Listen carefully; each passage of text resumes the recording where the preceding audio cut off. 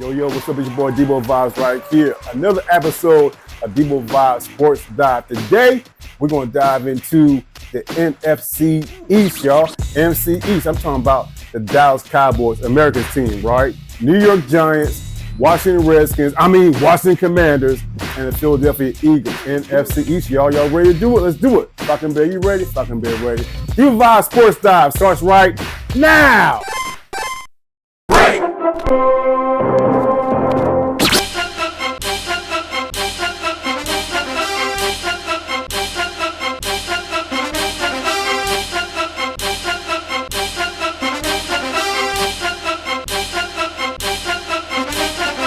What's up, y'all? It's your boy Deboe Vibes right here. And thank y'all so much for coming by another episode of the Deboe Vibes Sports Dive.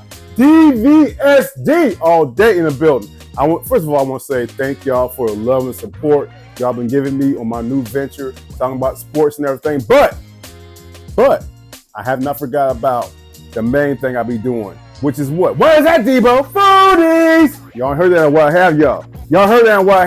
Your boy got another episode of Southside Foodie coming real soon, so don't forget.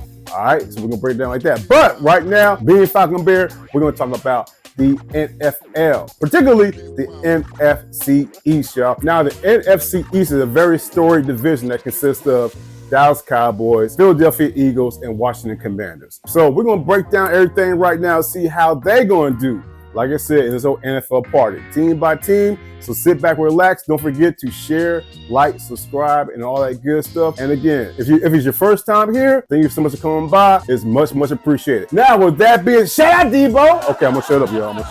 Let's go ahead and dive into the NFC East. Y'all ready? Falcon Bear, you ready, boy? You being such a good Falcon Bear today. Let's go. Now, the first team we're going to talk about is the Philadelphia Eagles, led by head coach Nick Sirianni. And let's keep it real. They had a very unceremonious ending of last year. The last 6 games, they went 1-5. They went down Tampa Bay in the playoffs, and the Tampa Bay Buccaneers drubbed them 32-7. So they started off red hot, one of the hottest teams in the league, but then they didn't finish it off right. However, the good news is this: they had a great offseason, y'all. They had a wonderful offseason.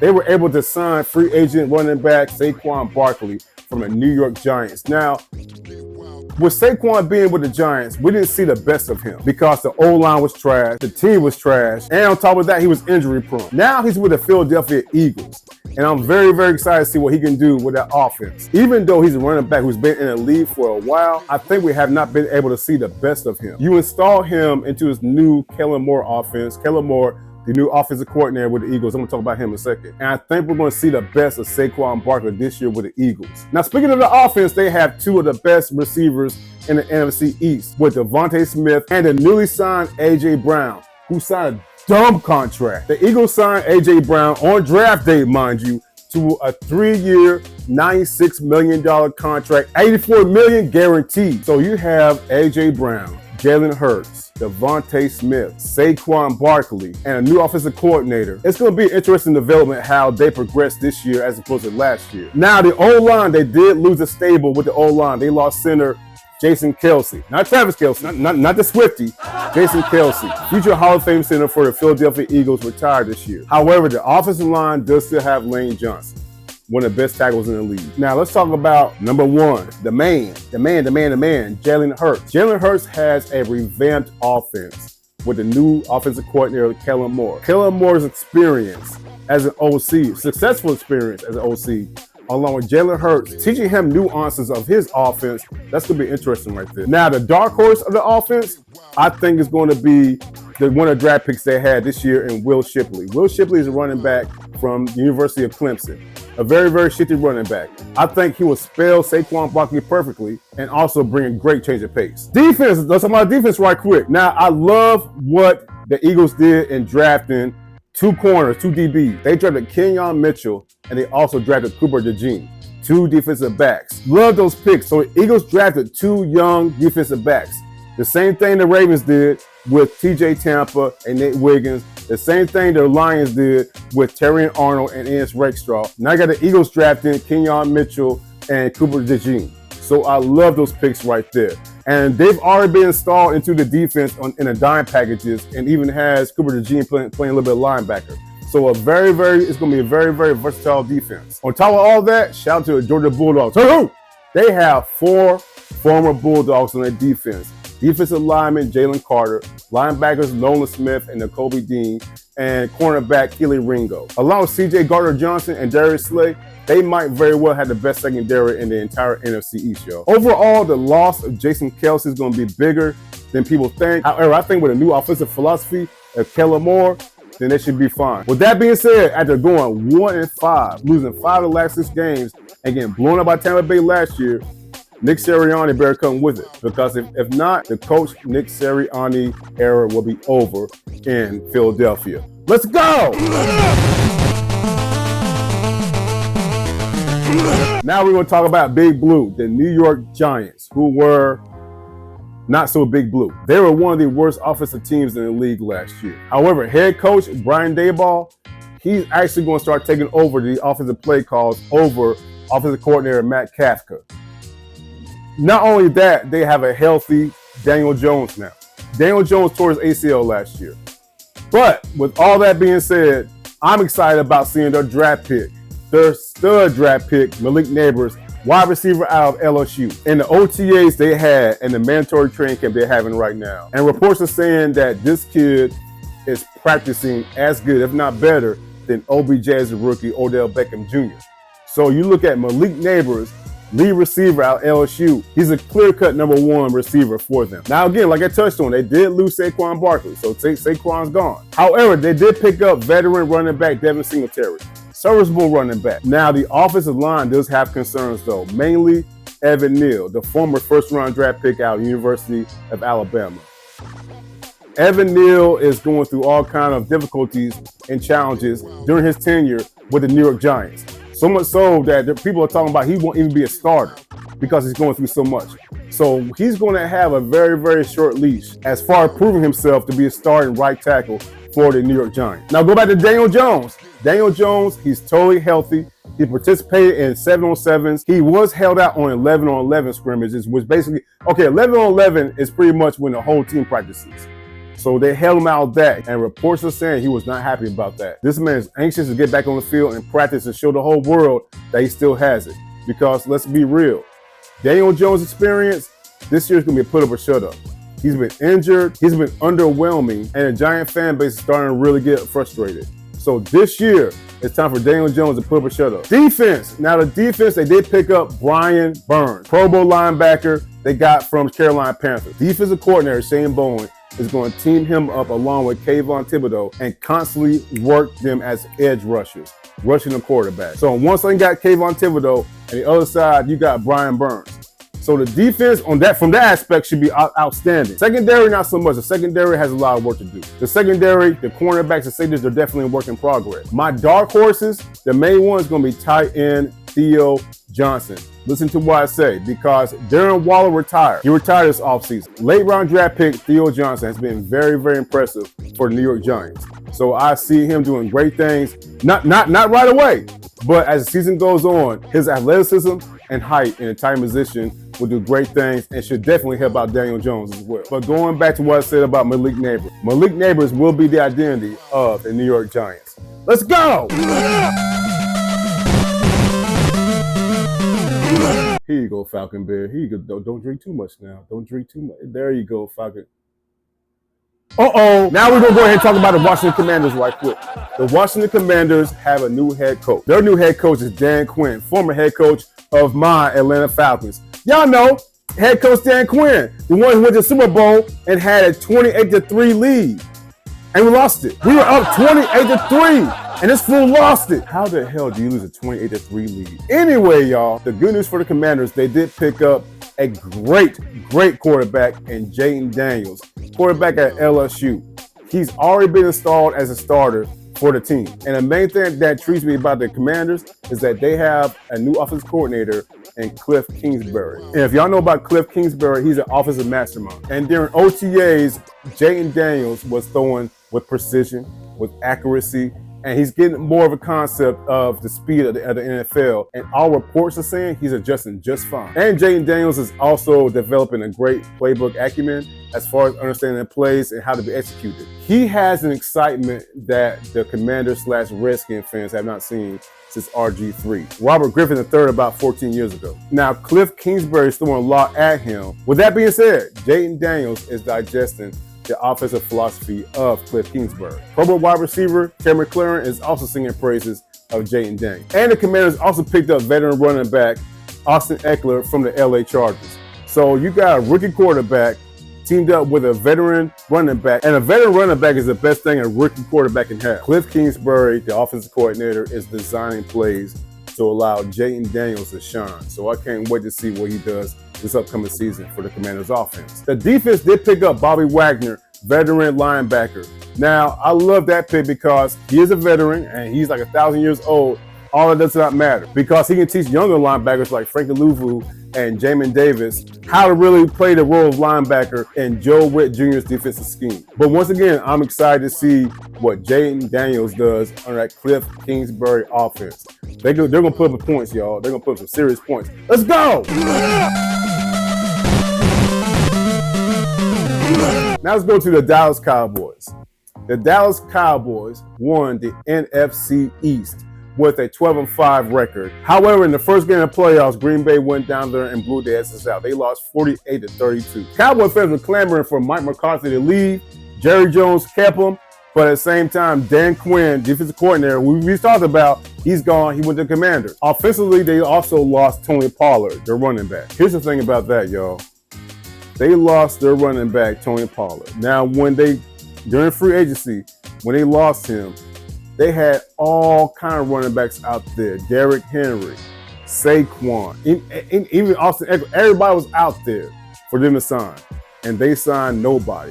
So as of right now, their main running back is Ezekiel Elliott, who came back to Dallas from New England Patriots, and Rico Dowdell. Rico Dowdell is now penciled in as a starting running back. So we just got to see how the running game goes. As far as Dak Prescott and CeeDee Lamb are concerned, they're on the final year of their contracts. And for some reason, Jerry Jones refuses to give them a new contract.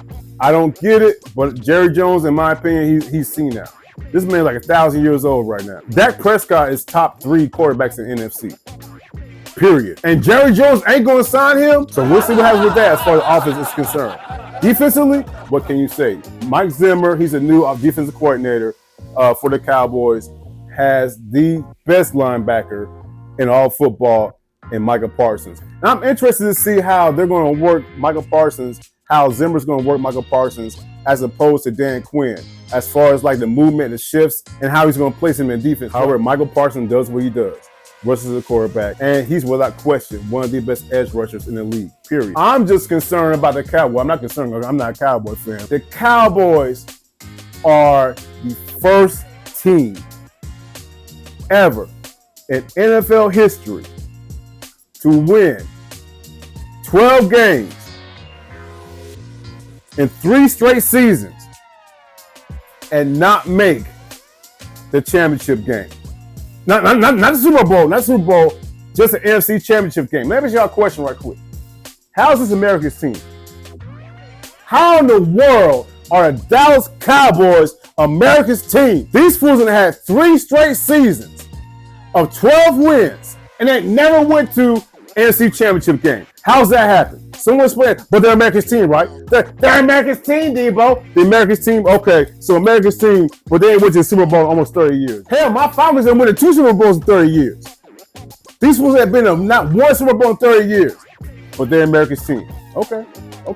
We'll see. Dallas Cowboys fans, I don't know what to tell y'all. I truly wish y'all would have got a better head coach. But Jerry Jones, with his 1,575-year-old ass, love Mike McCarthy, so we'll see what happens. How about them Cowboys? Deboe off the left side, gets to the outside, first down, he streaks to the 20, the 30, they'll never catch him, he's at the 50, the 30, the 20, count them folks, silver and black, Bo Jackson, holy Toledo, 90 yards. Oh yeah, so shout out to the NFC East, y'all. So today's old school throwback topic of the day. And who don't like a good celebration? Who don't like a good celebration, a good touchdown celebration? So I started thinking of a matter of fact, not me. Back when me and CJ from CJ and Streets, we were doing our show, we started talking about these two dudes. And I gotta elaborate on it. So, you know what I'm saying, with y'all on this platform right here. I'm trying to figure out who was the best touchdown celebrator out of these two individuals, because they both brought it. So they're both wide receivers, and they were some of the most brash, bold wide receivers the game has ever seen. I'm, of course, talking about Terrell Owens and Chad Ochocinco, or Chad Johnson. Out of those two, which ones y'all got? So let's talk about Chad right quick, man. This dude literally on the sideline had a Hall of Fame jacket on during the game. Let's start there. He also did the riverboat dance during the game. He when he scored a touchdown, he also went on the camera, started moving the camera around after he scored a touchdown to show the crowd's reaction. Dude, what the hell?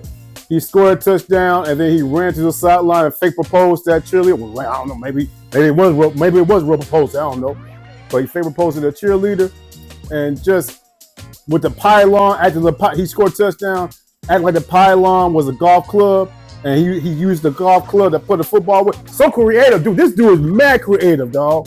Mad creative. But then, gotta talk about T.O., man.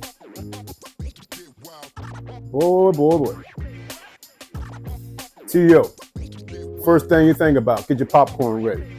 Get your popcorn ready. T.O. with the popcorn.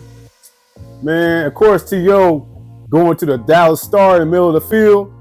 Not once, but twice. But, you know, of course, second time, George T, man, you know what I'm saying, lit his ass up pretty much. You know what I mean? He did that. But the most famous one, and you already know what I'm about to talk about, the Sharpie. The Sharpie.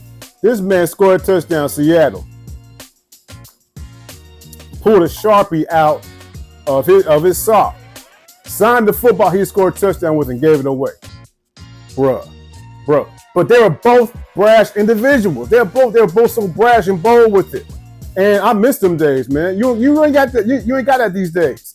The most brash dude I can think about right now, and he's not even that brash. He just, matter of fact, he just runs his mouth a lot. It's Stephon Diggs. Other than that, I'm thinking about my mental resources. And maybe Tyreek Hill, maybe him. You know what I'm saying?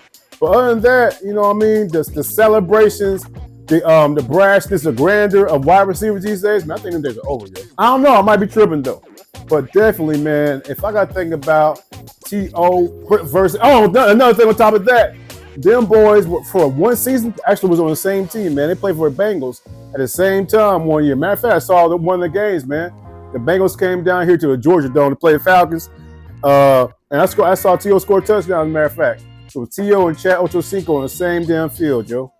So, you know what I'm saying? But I gotta say T.O. I gotta say T.O., man. The Baltimore Ravens went to Philly one time, and he scored a touchdown, and he did a Ray Lewis dance to mock Ray Lewis. Come on, man. T.O. But both dudes, we can all agree, hilarious and very, very creative entertainers and unbelievable football players. Unbelievable talents on the football field. You know what I'm saying? But anyway, y'all, it's your boy DEBOEVIBES right here. I'm gonna wrap it up. Pause. And I want to thank y'all so much for coming by. It's been a great pleasure spending some time with y'all talking about the NFC East. Next week, we heading to the South Side, y'all. We heading down south, man. We're gonna start with the AFC. We heading to the AFC South. Houston Texans, Tennessee Titans, Jacksonville Jaguars, Indianapolis Colts. We're going to do that next week. So stay tuned. Come through for that one, man. But other than that, we will vibe out soon. All right? All right. Remember, coming soon, another episode of Southside Foodie in the mix. Stay tuned for that. Hey, man, I see greatness in you like you see greatness in me. I love y'all, man, from the top of my head to the soles of my feet. It's your boy, the one and only DEBOEVIBES right here. Thank y'all so much for coming by the Sports Dive. And as always, y'all, respect, love, and peace. Deuces. Yeah! Deboe. Who else wants some of Deboe?